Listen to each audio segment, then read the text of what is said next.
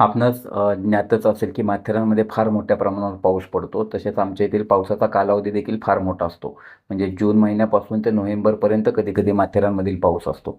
तर अशा वेळी पूर्वतयारी करणे फार गरजेचे राहते. आमच्या इथे लँडस्लाईड होणे किंवा तत्सम पद्धतीच्या घटना होतात. मागच्या वर्षी दुर्दैवाने शॉर्लेट लेक येथे 3 छोट्या जीवांचा देखील मृत्यू झाला होता. त्यामुळे आता आम्ही शॉर्लेट लेक येथे व्यवस्थितपणे बंदोबस्त करणे, तसेच इंदिरानगर ह्या भागामध्ये जेथे लँडस्लाईड होण्याची काही शक्यता असते अशा ठिकाणच्या नागरिकांना सतर्क राहण्याबाबत नोटीस देणे, तसेच नागरिकांना जर आवश्यकता वाटल्यास त्यांच्यासाठी निवाऱ्याची सोय करणे या सर्व बाबीवर आम्ही लक्ष देत आहोत.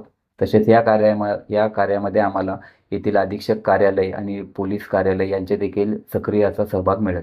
अगदीच आमच्या इथे 38 असे विविध प्रकारचे पॉईंट्स असून त्यामधील काही पॉईंट्सला मागील काही वर्षांमध्ये सारखे देखील प्रकार झाले होते. पर्टिक्युलरली मान्सूनमध्ये हे प्रकार जास्त आढळून आले होते.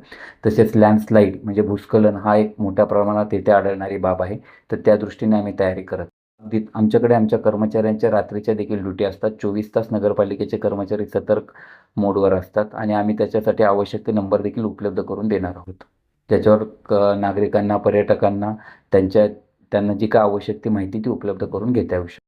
पर्यटकांनी नक्कीच यावं. किंबहुना मान्सून हाच आमचा मुख्य असा सीझन आहे. तर आपण या माथेरानमधील अप्रतिम जे सृष्टी सौंदर्य आहे त्याचा नक्कीच लाभ घ्यावा. आत्ताच आम्ही माथेरानची एक सुंदर अशी डॉक्युमेंटरी बनवली आहे जी आपल्या यूट्यूबवर देखील उपलब्ध आहे. परंतु आपण एक जबाबदार पर्यटक असावे. इको टुरिझम या संकल्पना आपणास या पर्यटकांना ज्ञातच असेल.